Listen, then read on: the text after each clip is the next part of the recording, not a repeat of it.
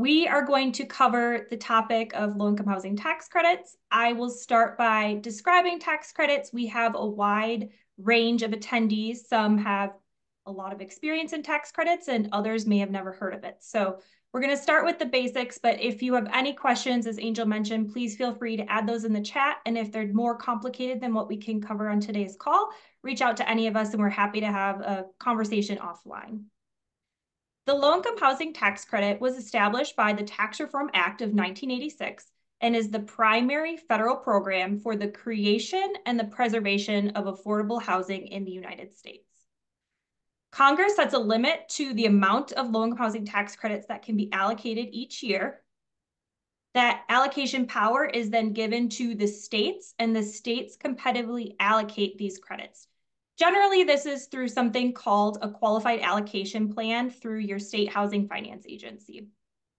These plans are required to give priority to projects that serve very low-income households and that provide quality, affordable housing for long periods of time. So something that public housing authorities are perfectly aligned to apply for. Developers or housing authorities generally sell these credits to private investors to obtain funding. LIHTC plays a crucial role in addressing the shortage of affordable housing and is one of the most common repositioning financing sources used in the repositioning of public housing assets for long-term financial viability through the rental assistance demonstration, the RAD program, Section 18, or other HUD similar options for repositioning. The tax credit program has two avenues for investment, 4% and 9% credits. The 9% credit is a competitive, while 4% credits are considered to be non-competitive. However, in recent years, several states have hit their bond cap limit, creating more competitiveness to accessing these 4% credits. Owners and developers of projects receiving tax credits agree to meet an income test for tenants and gross rent test. There are three ways to meet this income test. The first is at least 20% of project units are occupied by tenants with an income of 50% or less of area median income. The second is at least 40% of the units are occupied by tenants with an income of 60% or less. And in 2018, Congress added a third option, which has been very beneficial to housing authorities using LIHTC as part of their financing stack with RAD and other related repositioning options. The third option is at least 40% of units are occupied by tenants with income averaging no more than 60% of AMI, with no units occupied by tenants with incomes greater than 80% of AMI. This is referred to as income averaging. This third option was created and is really powerful for public housing authorities who are honoring no displacement, especially with the RAD rights and protections. All LIHTC projects must comply with these income and rent tests for 15 years or the amount that the tax credit is recaptured or paid back. With an extended use period of 15 years, adding up to a total of 30 years. At the bottom here, you're gonna see some key terms like eligible basis, applicable fraction. I'm gonna talk about those into the next slide, but in general, these are just terms that I would become familiar with when talking about tax credit computation. And I won't bore you with all of the nitty-gritty of how to compute a low-income housing tax credit, but my easy way of trying to think of it is really a three-step approach here. The first step is going to be determining what your eligible basis is. So eligible basis is calculated by the total cost that is considered to be eligible or qualified. So you have your total development cost, but not all of that is going to fall into the IRS deep regulations of what is considered eligible. So you take your total development costs, you take out the ineligible, and that determines your eligible basis. You then determine what your applicable fraction is and your qualified basis. That's how I define step 2. So applicable fraction is the percentage of Section 42 property that is dedicated to serving low-income residents. So this is the lesser of affordable units as a percentage of total units, or B, low-income housing square footage as a percentage of total square footage. So for example, if you have a low-income property that's been converted to RAD and it's a 100% RAD building, your applicable fraction would be 100%. But if you have a mixed income community that has affordable housing units mixed with market rate housing, your applicable fraction would be lower. The qualified basis is then the amount of eligible basis that will be used to generate low-income housing tax credits. The qualified basis is based upon the proration of the property that'll be used. In some locations, an additional credit bonus of 30% is available to those developments that are located in a designated high cost, sometimes referred to as a difficult development area or a DDA, and in qualified census tracts, QCTs. So in this example, you'll see you have eligible basis times the applicable fraction times a qualified basis times the boost, and that gets you to the applicable percentage, which is what I define as my step 3.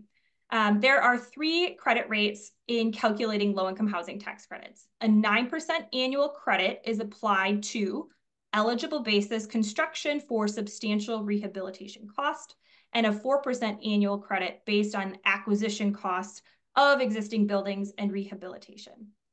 The third is if a project uses tax-exempt bond financing, and a 4% annual credit will then be applied to both all of the eligible costs, including eligible construction and substantial rehab. So that is the high-level nitty-gritty of how you would compute a LIHTC amount. What's really important is that this low-income housing tax credit is taken over a 15-year period. So the first 10 years are set at an annual rate, and in practice, it's actually an 11-year credit because the first year credit is prorated based on move-ins. And so you qualify a household when you complete your income tenant certifications, and that is what essentially becomes your credit basis. The compliance period is for an additional 15 years after that initial 15-year for a total of 30 years of compliance. This product really blends well with public housing authorities because you are all very familiar with tenant income certifications. You have income qualification protocols put in place. And so the 2 programs are complementary of one another, and which is why LIHTC is such a great funding source for public housing authorities, especially as you're looking to consider RAD, Section 18, and other repositioning efforts. Correct. Galen, thanks for that kind of introduction to credits. Taking that a little bit further, getting into some of what must be done from a compliance. This is kind of driving at a little bit more about the credits, which will then lead us a further discussion into how can they be recaptured. So just again, kind of taking what Kaylin talked about, getting a little bit further into understanding how credits are coming into the property, what you must do to maintain them, and then we'll switch into some of these recapture type items.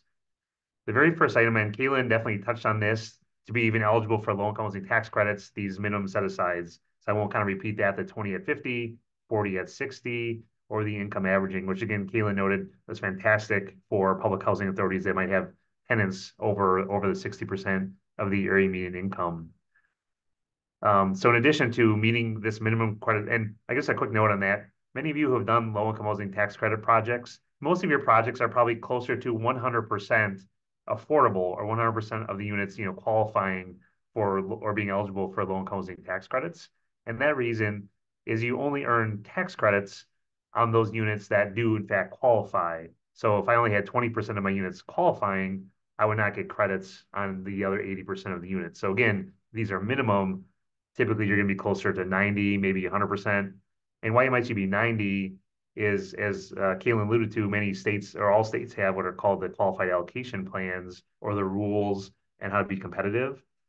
And some of those might want and kind of suggest that you should have mixed incomes, so some market rate units along with affordable, and that's maybe why you won't have 100% low income, that there be a mix to kind of score well in your state's ranking of your qualified applications and so forth. So now we've met the minimum set aside. We're going to rent to persons with these AMIs, incomes. Now we need to is qualify our tenants, right? Is again, as Kaylin alluded to, you're doing a great job of all your tenant certifications.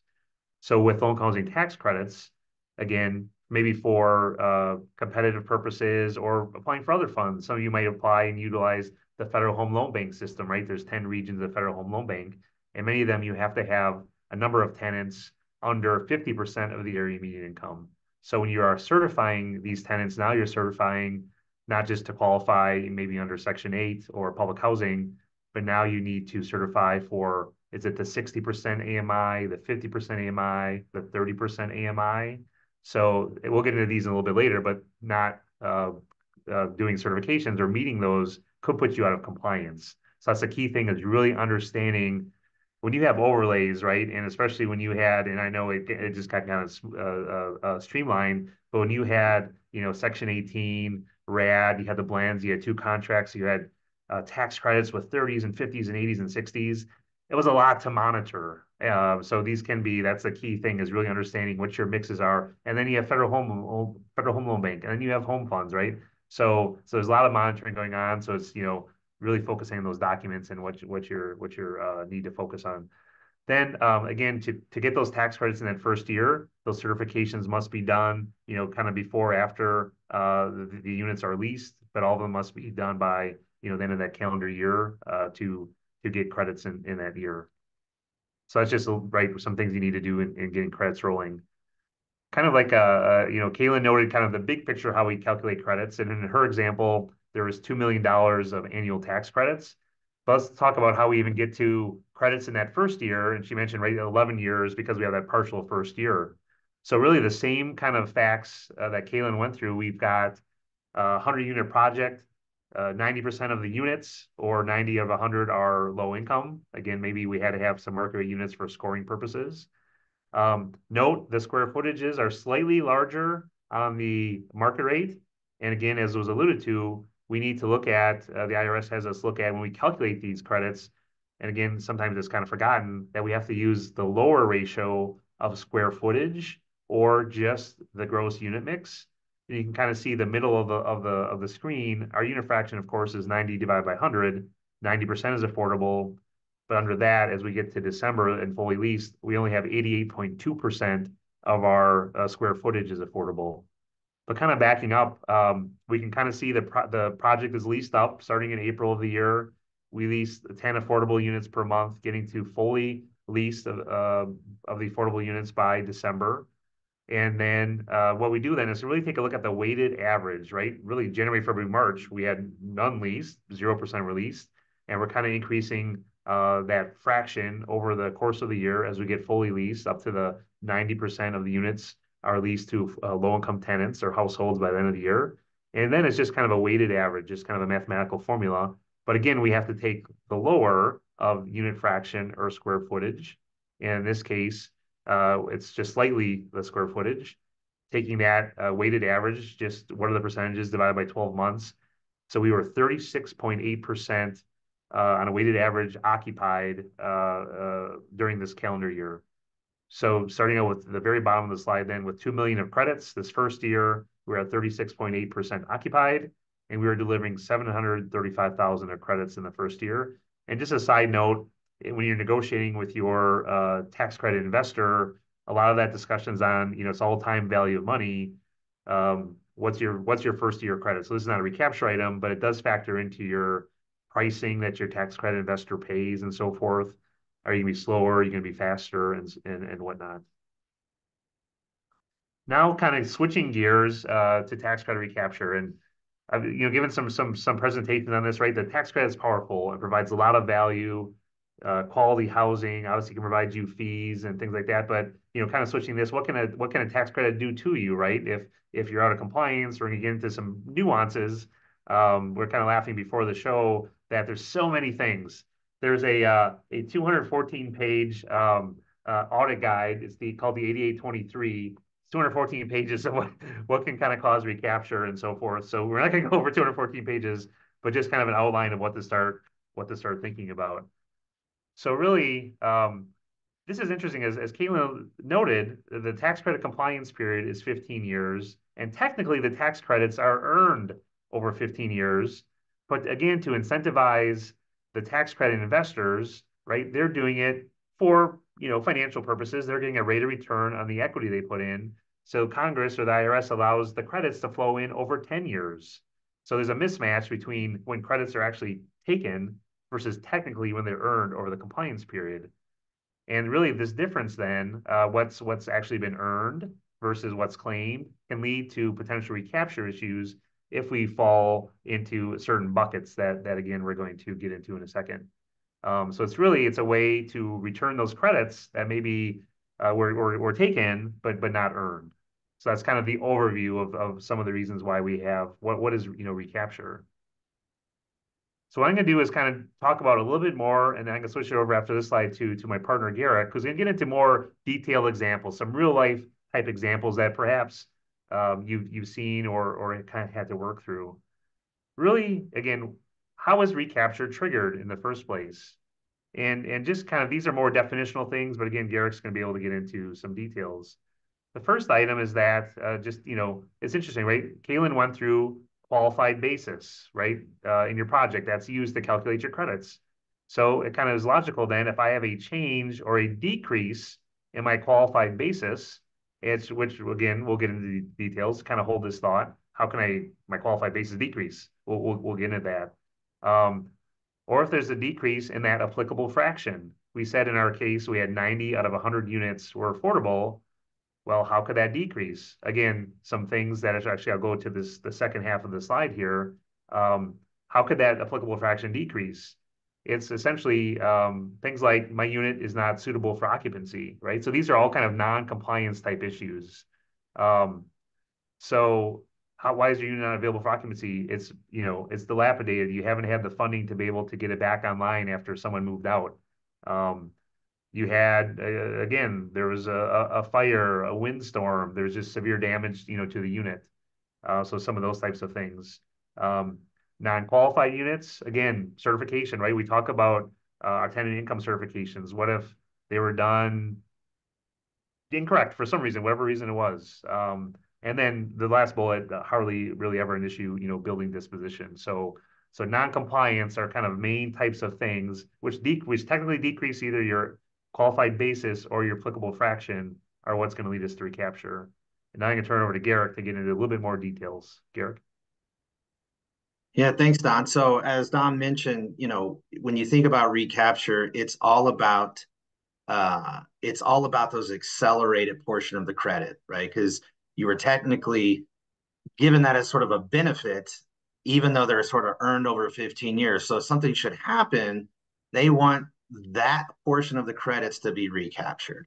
Any of the credits that you had earned prior to that were related to the tenure piece that were not necessarily squeezed in from those last 5 years within that period are not necessarily in concern, but you can lose those credits, as I will illustrate in the several examples. So let's take casualty loss events as the first one. So basically, in a casualty loss event, one could possibly think of a fire knocks out some units, right? Well, there's a rule that says, hey, we're going to look at the end of at December 31st or whatever fiscal year, because you have some limited partners who file on different annual fiscal years, and therefore those returns are at in a different year end. But let's just use December 31st for this purpose. So if it knocks out a bunch of units and you have not sort of fix these units by the end of the year, you were looking at the end of the year that test, you technically will lose credits for that whole year. And I'll give you an example of a client of mine had a fire in November, but they fixed that unit by February of the next year. You still lose credits in that unit for that previous year because it wasn't habitable by the end of the year. And then in the next year, when you fix it, you can maintain credits all the way through the full year. So sometimes it doesn't necessarily seem fair, especially if you just got this building put back online, let's say in January of the following year, you'd still lose credits in that previous year. But that's not necessarily recapture, right? That's just loss of the credits in that year. If you did something that would be worse, right? You didn't fix it, and there was recapture there. Now you have to actually calculate what is the recapture on all those accelerated credits related to those units as well. So you do have time in a casualty loss. Usually, I believe it's 2 years from the close of the year of when that loss occurred to say that, hey, I did what I needed to do to fix it, and therefore not have a full recapturable event. But you'd still lose those credits. Like I said, if it's not inhabitable at the end of the year when you do that test, then you're going to lose those credits regardless. But in the previous year, once you fix it, they'll come back. Those credits will come back online. Another example is in non-qualified tenants, and this could be a wide variety of things. And I suggest reading the 8823 guide because we list a couple of them, but there's a lot of other ones on here. Like right here, we're obviously if you're leasing to an over income tenant, they're not qualified. If you're charging them more than what the max rent is, let's say if you have full-time students, or even if it's not a full-time student, let's say you have even transient-based type folks that are coming in there short term, that's obviously a violation as well. And if you don't correct these by year end, you're going to get loss of credits and potential recapture, again, of those previously accelerated credits. And so, that's really where the detriment comes in. I mean, it's one thing to lose credits for that year, and obviously that's awful, if it's just in one unit, but to go back and recapture, and when I go to the calculation later, you'll see how it sort of starts to build, and the amount of loss just starts to grow, especially considering the fact that they require you to calculate daily periodic interest on this recapture amount. So the next one would be the building dispositions that Don mentioned. This is a situation, it doesn't necessarily create recapture, but if a building gets sold during the compliance period or there's a foreclosure, you're obviously gonna have loss of current credits, and you're gonna recapture any previously accelerated credits, except, right, there's an exception because this happens all the time. Projects may be bought and sold. If it continues to operate as a low-income building, then you're not going to have this sort of loss of credits or a recapture event. And in the case of a sale, right, usually you'll say at what month did that happen? You'll prorate those credits in that current month to the buyer and seller based on that when they came in, and then any future credits would just go to the buyer. So as long as they maintain it as a low-income building. So if they didn't, though, then there would be recapture. And a foreclosure as well, there are specific rules that say, hey, if a bank forecloses on them, they have an opportunity to obviously sell it. And again, if the buyer maintains that affordability, then there really is, that's the exception to those rules. But if the buyer doesn't, then technically it does create a recapture event. And so I'll go into sort of the computations here so you can kind of illustrate what I'm sort of saying. But you want to have in your head the idea that, remember, recapture isn't necessarily the credits you've taken. It's really the accelerated amount that are squeezed into that small amount a year. And keep in mind, when you do have a recapture event, you are going to have to pay because time has already passed. The IRS is going to tack on some additional compounded daily interest on those sort of recaptured amounts through each one of those years and add it to the actual recapture amount, plus any amount of lost credits that you might have in any year for one of these events.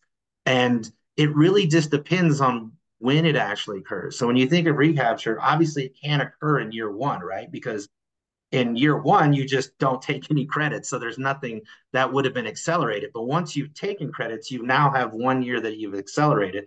So if you look at those 10 or 11 years, right, like the 10 years past that first year, it's really just 1/3, right? So the recapture percentage is 33.3% each one of those years. However, once you get out of that 10-year portion where the credits were accelerated, now you're just taking that and you're reducing 1/15 each year, right? Until it gets down to zero. So you can see in the slide, year 15 obviously is the last year, and therefore after that there is no recapture, and it's the percentage is now down to just 6.7%. So you basically have effectively earned all those rest of those credits except for that last year. And so that's where a lot of the confusion comes in, is like, what are these recapture percentages? So just think, it's 1/3 during the 10 years, and then after that it starts to reduce 1/15 until it gets to zero. And there, it's good to point out, like I mentioned in that slide here, on the year 15,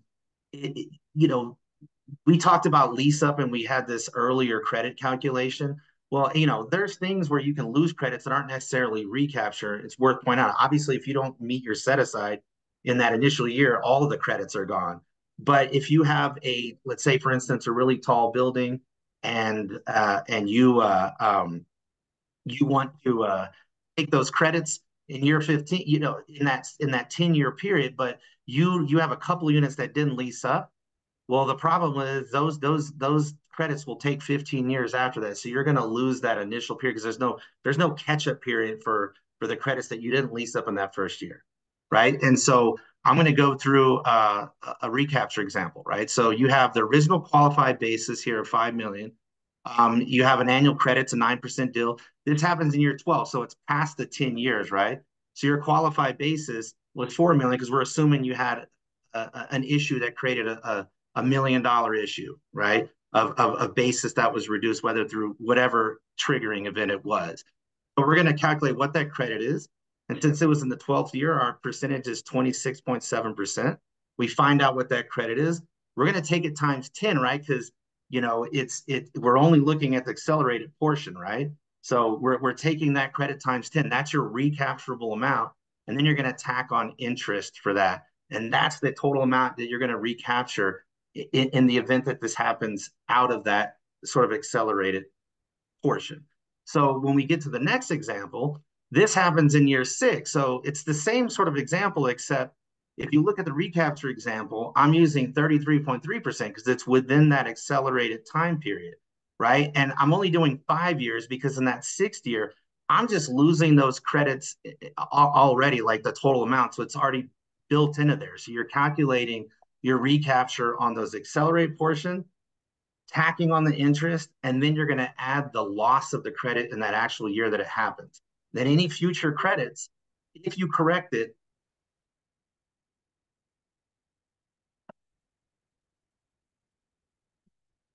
We might have lost Garrick here for a second. So you can see it's complex, but not one, hopefully this doesn't occur to you, right? And I've been doing this 26 years. And as we talked about earlier, a lot of the things you can cure. Obviously, there's certain things that might be beyond your control or timing and so forth. But it's there, yeah, it's a calculation. The interest kind of adds up as well. So hopefully, you don't find yourself in these scenarios, but it can be it can add up, right? If there's a recapture item earlier in the process. So, Don, we had a comment from Ethel McFarland. And Ethel, feel free to jump on and add more context if you can. I'll bring you off mute in a second. But she mentioned she's been managing LIHTC properties for the past 5 years. And she had a pain point with recapture where they had a casualty loss in December 2023 due to a freeze. And her pain point with that was getting residents to provide updated and true documents. Are there any like documentation requirements for a casualty loss situation with recapture that you know of, or yeah, I don't know off the top of my head. Garrick might be. I know he fell off here, unfortunately, but I hope he gets back on. But we can follow up with the whole group as well on like what would need to be documented and so forth in that kind of scenario. Yeah. Ethel, feel free to jump in if you have any other context on that situation, because I think that's interesting. Yeah. Yeah, so when we had the freeze right before New Year's, actually after Christmas. The sprinkler pipes burst, which caused a chain reaction throughout. I would say I had 8 buildings affected. Wow. And some of them was minor damage, some of them wasn't. But our insurance people, for the purpose of making sure that this was a legit claim, that this happened, we had to go around. I had to document, take pictures, show them the pictures. Once we submitted it, I also had to submit pictures to the vendor that was going to be, fixing the issue due to the water damage and things like that. Also had to provide pictures that for the residents that are in need of housing until we can get their housings up to par, we had to go in and take pictures of all their damaged stuff, make sure that they did have renter's insurance, make sure that we did have other open units to put them in. The pain thing was some of the residents would have changed their locks, and so the keys that we had did not fit. So that's when we did the walk around every unit to see what was going on, because we did I had 2 phases to my property, and on both phases, the sprinkler heads bust in certain apartments, not all of them. So when they started asking for documentations, which is the pictures, making sure that it wasn't any damages to our property, versus the residence property, which is anything inside their unit. They wanted the scope of work. So we went through and had to take pictures for the scope of work, came back, resubmitted it, and it was for the residents whose houses I could not get into that cited that there was water damage. That was crucial. And if they didn't provide it in a certain amount of time, the insurance would not go back and cover it. So our insurance required us for this casualty loss to have pictures, to have documentation, before we even, and I think it probably cost us almost $850,000 to get some of them back up, because it was well over our budget. And thank you for sharing that, Ethel. That's typical for the claims process, having to take photographs of incidents. But that is unfortunate with the residents kind of changing the locks there. But we have Garrick back, and Garrick, I know you were in the middle of talking through something, but I also wanted to bring in, you had brought up a point when we were talking earlier about if there's like a casualty loss at the end of the year and how that can create some complications with recapture. So Ethel had this casualty loss in December 2023. You mentioned a fire loss that happened right before like New Year's, and the issues that can create with recapture. Can you touch on that? Yes, and so and keep in mind, that test is at the end of the year, and it doesn't seem necessarily fair, but that's just the rules. Let's say if you had a fire in June and it knocked out some units, but you were able to fix them by the end of the year and you tested that, then at least you're fine there. But if you have it in December and it's not back online at the end of the year, then you effectively lose credits for that whole year. Regardless, even if you placed it back in service in January the following year, it's unfortunately looking at that individual year at the end of it and whether or not that unit was habitable. And I wish they would allow proration to happen there, but unfortunately they don't.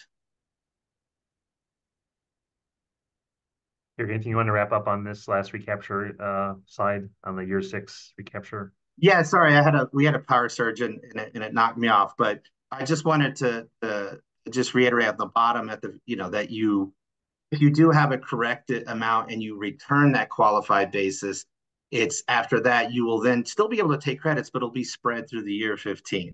And one thing to think about when you're thinking about any of this, whether it's recapture or you're talking about year 15 credits, is anytime there is a year 15 credit scenario, from the very beginning, because you're trying to accelerate these credits, there's always going to be some loss of credits, right? Because you're not taking them from day one, whereas in a tenure credit, in that example that we had at the beginning where there was $734,000 of credits in that initial lease up, you're picking up the differential between that credit of that $2 million in year 11. But if you had to not start the credit period, but had some units that were on a 15-year credit stream because they weren't qualified in that initial credit period year, they're going to take 15-year credits. You're going to get all these credits all the way to the end of the 15th year, but there is no catch up for the amount that you lost. So you will always have a permanent adjuster and credits there.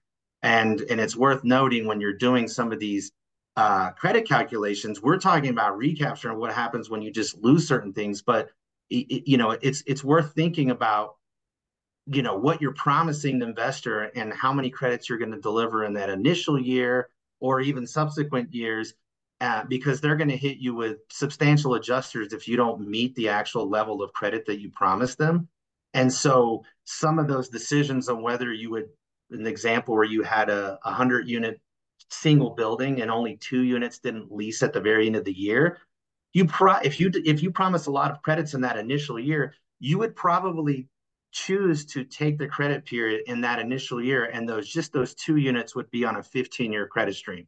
So you would lose some, but if you did the math, you'd probably find that if you just deferred the whole building, you'd probably have a larger timing adjuster to where the investor is effectively reducing your equity than if you just started taking credits then and then just had a small adjuster related to the fact that you lost some credits on those 2 units. So it's usually just a numbers game. And, we analyze these for clients all the time to try to determine what's going on. And then, in terms of recapture too, it's trying to understand, am I going to even meet all this time periods to be able to get these things back online? I know someone mentioned all the documentation aspects that you have, because clearly, you have to prove that you've met those requirements to the regulatory agencies either way. And so there's a lot of risk that can happen in various steps of this whole process that don't necessarily deal just with recapture. Recapture obviously is the worst case scenario that you can run into, because you're losing all of these credits that you thought were already there from that accelerated portion, and you're having to pay interest on it. So avoiding recapture at all costs, just other than the fact that it's just costly too, to get all this documentation and have all these computations and figure out what's going on. And I would suggest too reading that 8823 guide again, just to see what's considered back online and when and what kind of leeway they give you for each individual type of trigger.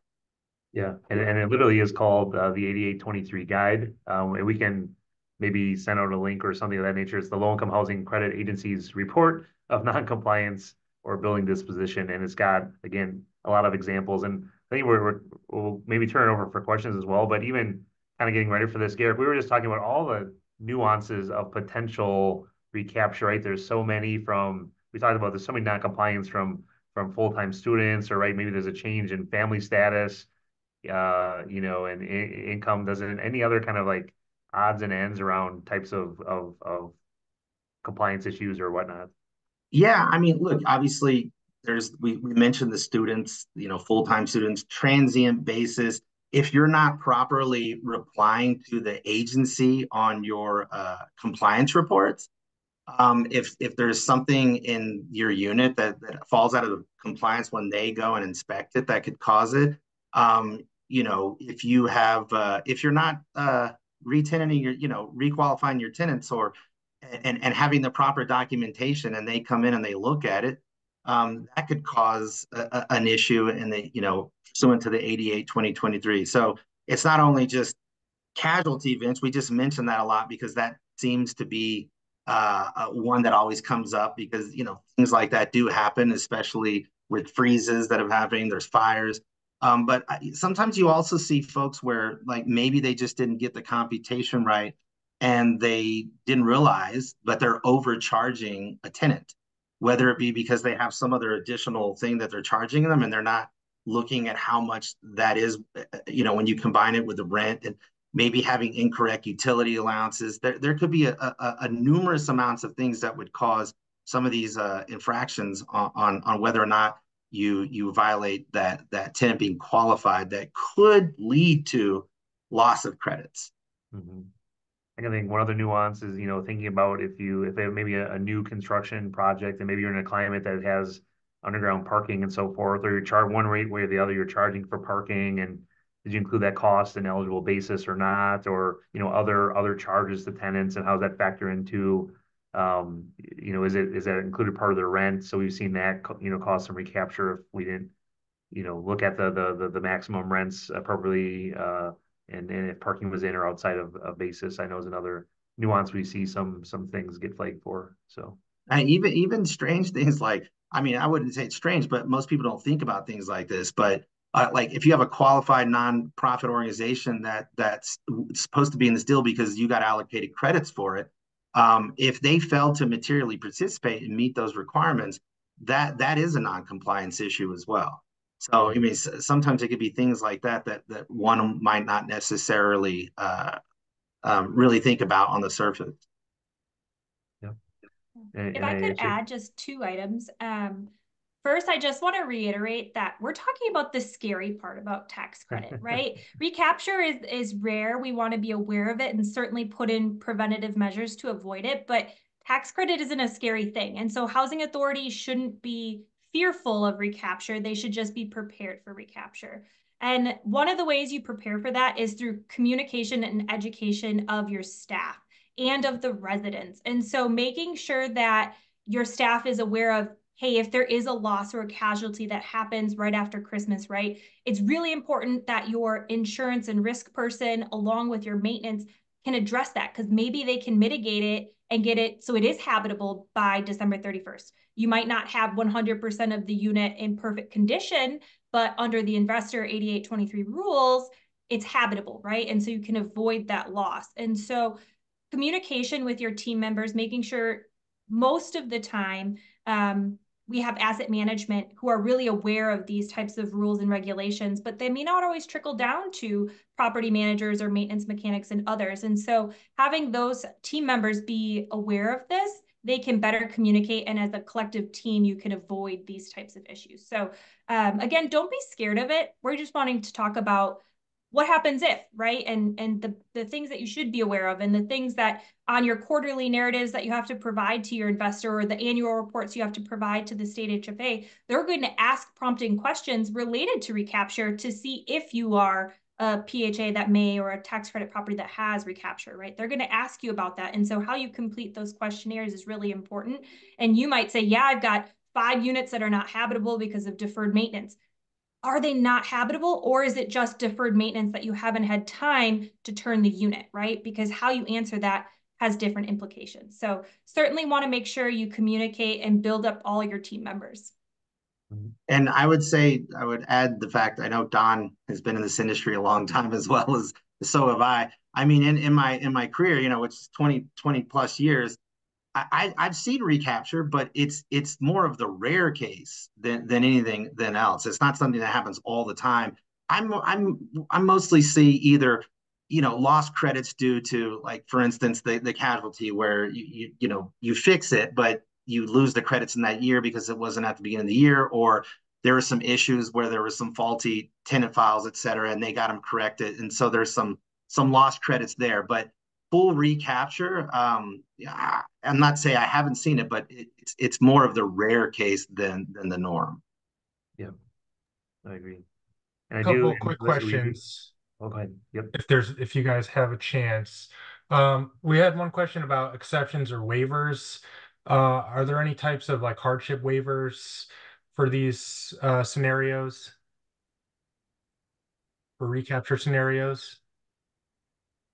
I mean, sometimes you have the federal government would put out notice, et cetera, if there's some distress, whether there's this huge storms or something that gives a little leeway on specific items, right? And then there's obviously in the 8823 there's some discussions of how you can get certain things back in compliance, and there are certain things that you might need to meet that fall under what I would consider hardship, but typically, if it's clear recapture and you're negligent at what you're trying to do to rectify the situation, it's hardly a way to get out of it unless there's some sort of extenuating circumstances there, or some sort of notice that was provided by the IRS to allow for some leeway there, which has happened in the past. Sorry. There was another question, and I don't know how much you want to go, and this could be a whole different topic, but was like the difference between recapture and, like, LIHTC foreclosure or transfer, and kind of at a general level, like how what the difference is between those scenarios and how they might play out.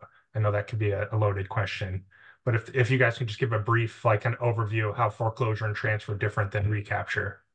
Well, yeah, so a foreclosure is a triggering event for recapture in the event that foreclosure does, after that happens, that the project is not maintaining its low income status, right? If that happens and it doesn't maintain it, then that is a triggering event that does not have an exception, like we mentioned earlier.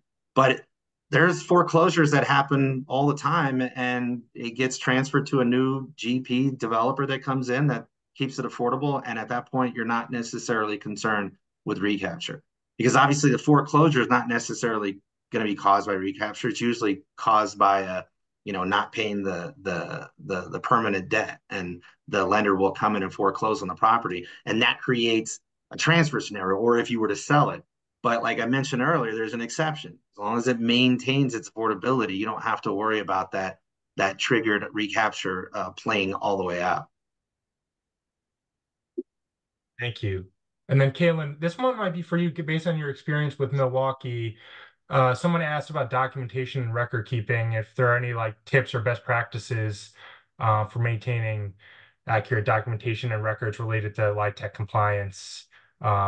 Do you have any experience from Milwaukee or in your current position of any like systems or processes that it would be beneficial for agencies trying to kind of get into this?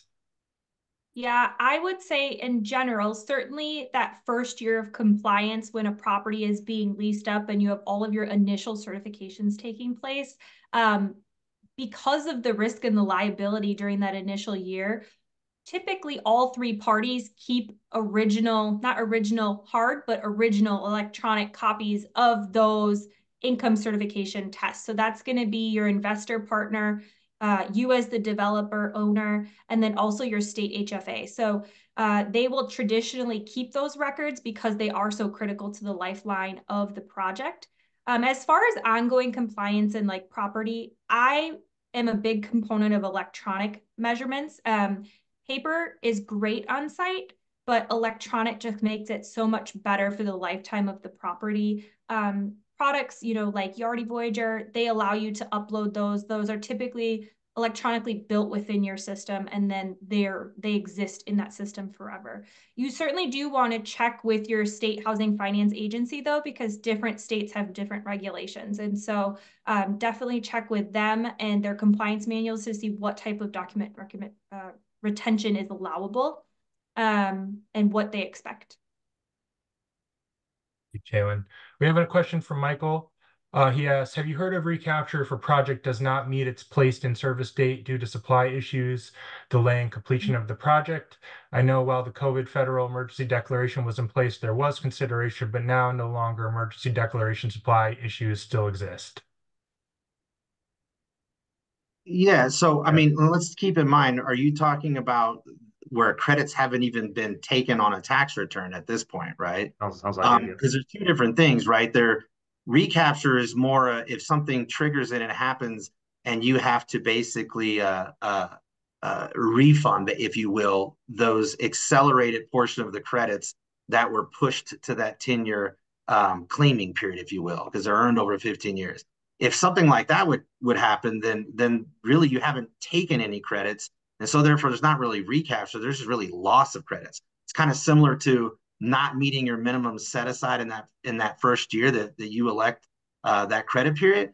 If you don't meet that 40/60 test, if that's what you choose, then the credits are just invalid and they're just no longer there, and there isn't any way to fix that. Yeah, Feel free to weigh in if I come off mute if you want to weigh in and provide some context, but go ahead, Don. No, it's real, and to that point, I mean, and I'm not a construction person or engineer, but like electrical, like the main things are the electrical hubs, and we saw like 18-month backlogs, and we still see to this person's point, we're seeing delays back to like do you have multiple buildings? Can you get one building? And so we saw someone shopping literally what's the what's online, not Amazon, but next things like Amazon to try and find these electrical components because they just couldn't, they need the building in service. And right, and there's like with 9% tax credit deals, there's this cliff test. If you're not in service, you just need kind of one unit in service. But within this, by 2 years after your reservation, but you're as to Garrick's point, a real cliff test that you could lose all your credits. So yeah, unfortunately, right, we're as the question stated, we're kind of past that time when the IRS gave. So I think being proactive, working with your contractor, having large performance fees due for late delivery. And I know again, obviously the contractors it's hard, but planning up front is I think is critical to meeting all the deadlines and giving ample lead time. We're seeing people like order some components, even before they close on the tax credit financing to make sure they're going to have that in 6 months or 12 months from now. So we see that it's still a real issue out there. Well, and one of the things too that I saw due to all of this is any of these delays, whether I mean, let's just assume you can get that one unit and proof it out, that you've met that place and service requirement because you can defer your credits, and credits are based on the eligible basis at the close of the first of the credit period. So if you can prove that you've met this place and service requirement, like Don mentioned, you get one unit in that building, you could defer the credits next year and still acquire that cost and then have that as your first year credit count. But all these delays have effectively created higher costs in the project, and some of them either are unfeasible or a lot more soft funds have come in. And it's especially detrimental if it's on a 9% because when you went into the agency, you had a capped amount of credits. We did see a lot of states, though, because they knew this was happening, a lot of agencies were allowing folks to come back in and they were issuing sort of supplemental credits to sort of make up for that. I know that happened on several deals I worked on in Texas. So there were things out there to try to mitigate this. But your point is well taken. If you don't meet that place in service on that sort of cliff test, you could lose all those credits. I have a comment from Richard, and this could be something you guys take offline. But he's from Allegheny County Housing Authority, and he mentions they've been successful in acquiring post 15-year tax credits. So he's curious if I don't know if Baker Tilly has any upcoming sessions or materials that focus on purchasing these 15-year tax credit deals and best practices for that, or if that's a service that you guys provide. To assist with that on a consultative basis. So Richard, we'll be sending out a follow-up email with contact information for all the folks involved here as well. So if you have any direct questions for Don, Kalen, or Garrick, you can also direct them to that there as well. But Don, Garrick, Kalen, any thoughts on the purchasing these 15-year properties and how to go about doing that, best practices? Well, I mean, at least you're out of the recapture period. So you don't have to worry about recapture. You're still in the extended use period, right? So when you're purchasing these things, a lot of things that you need to think about that you wouldn't necessarily think about other things are the fact that there are some regulatory things that are layered on there. And even I would say even some of the debt instruments that are on some of these year 15 projects, you might want to like look at those because they might have additional type of restrictions that might go well, past when some of these LIHTC restrictions might be. And in addition to that, you likely need to look at what you're, depending on how you're buying it, because I don't know if you're buying interests or you're buying the property fee simple. There could be a slew of things that could happen whether you step into the shoes of someone that was already there and have unforeseen tax consequences that would happen because of that. And I would say when you're buying them, you got to think too, do they have any infractions with the agency? Are they good standing and all of those kinds of things? Because once you purchase it, they're just looking at those infractions based on that actual, the actual property itself versus who is the actual owner. And we could certainly, you can certainly send us an email and we can go over in much more detail. We deal a lot with clients who are purchasing assets out of the that initial 15-year compliance period. And for a public housing authority, even if it's either directly through their public housing authority or maybe a nonprofit subsidiary, there's some really creative and flexible financing available. Spending a lot of time in that area, essential function bonds, 501c3 bonds. So a lot of really neat financing that's kind of that we could talk more about at some point as well. So correct.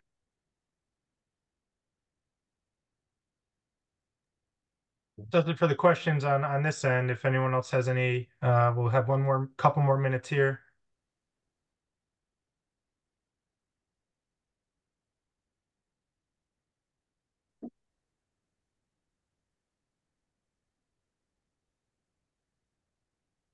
maybe if I just have, 2 minutes or 1 minute, I'll see if there's any questions, but just again, just generally what's going on in the landscape.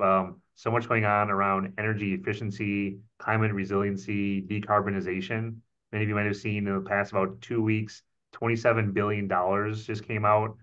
$20 billion of that was for around decarbonization. 7 billion was for called solar for all. So if you're looking at any renovations, new construction, just know that there's a lot of money, credits, grants, rebates, low interest rate loans that can pair very well with your recapitalization efforts. Looking at your portfolio. So take that note down as a takeaway as well. A lot out there. Sure. Don, any last words, Garrick, Kaylin? No, I'm good. Thank you all for all your hard work as housing authorities and what you do for the communities in which you serve. That service is not unnoted.